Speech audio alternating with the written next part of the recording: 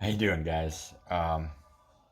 This video, I wanted to talk a little bit about my eye condition. I haven't really talked about it much, and I wanted to explain what it was.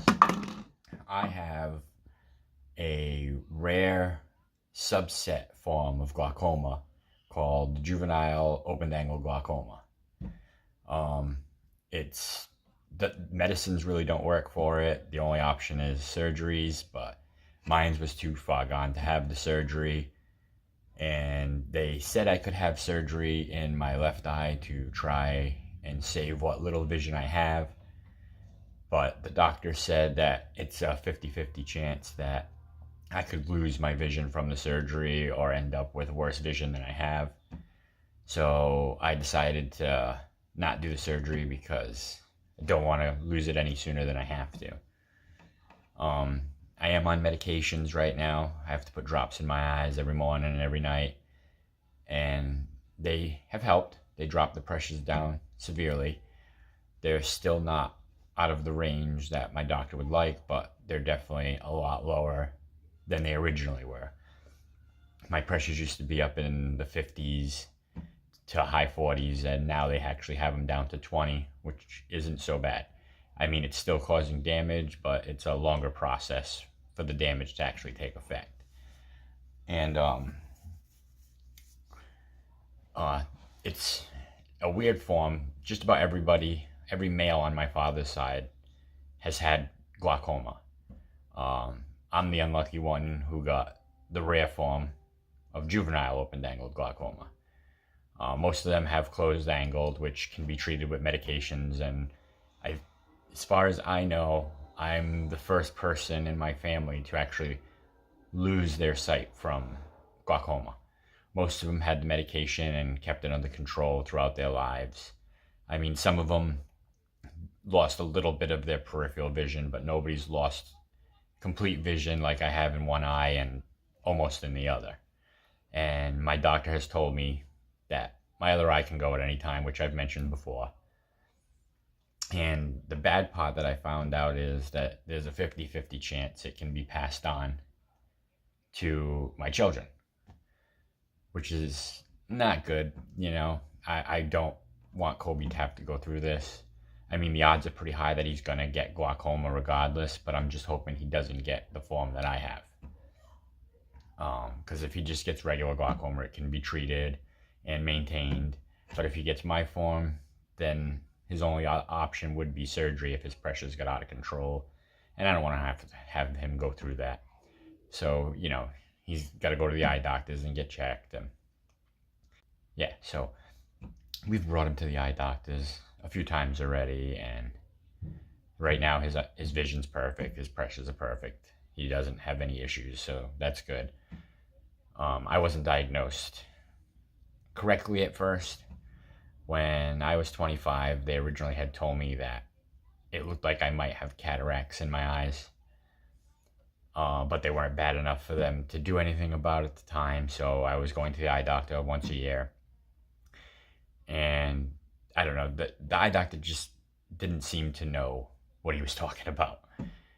Maybe it's because of the form of glaucoma I had. He didn't recognize it, I don't know. But I ended up changing eye doctors, and they kind of said the same thing. They weren't sure if I had cataracts or if I had glaucoma, because at the time, I guess my pressures weren't that bad. I didn't get 100% diagnosis of what type of glaucoma I had until I enlisted in the Navy.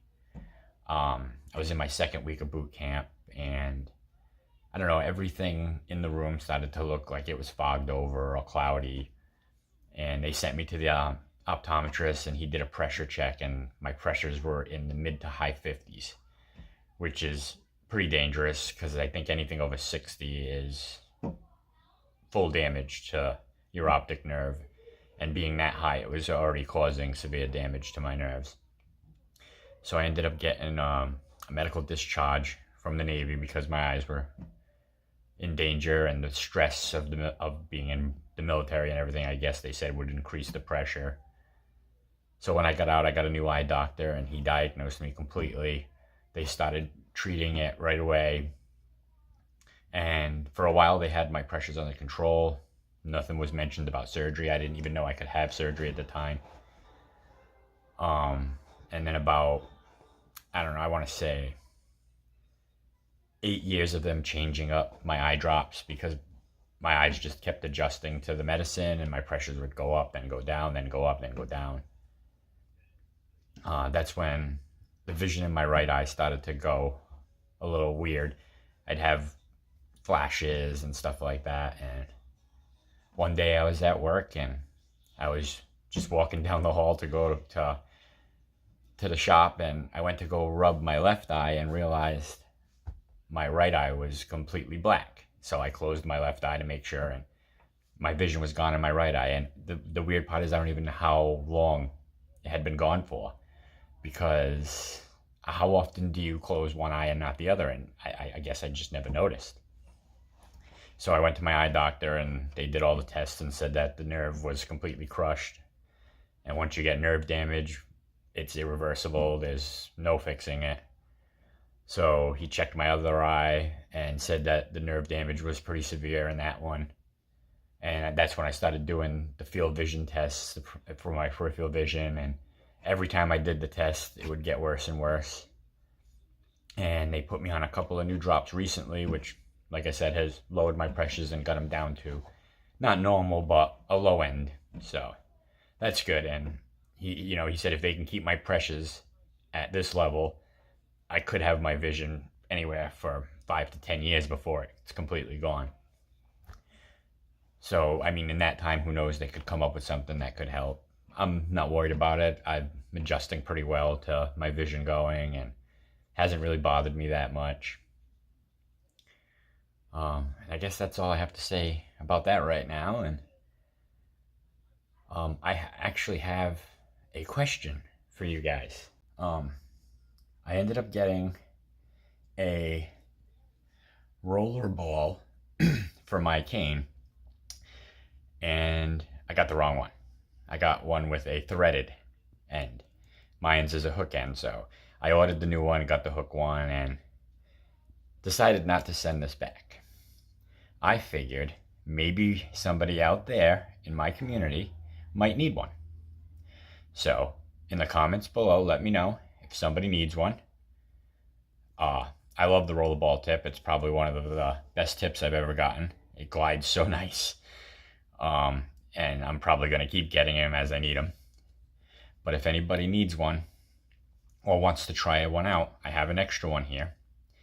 And the first person to comment that they need it, we'll arrange something. I'll comment back and we can email and exchange addresses so I can send it to you.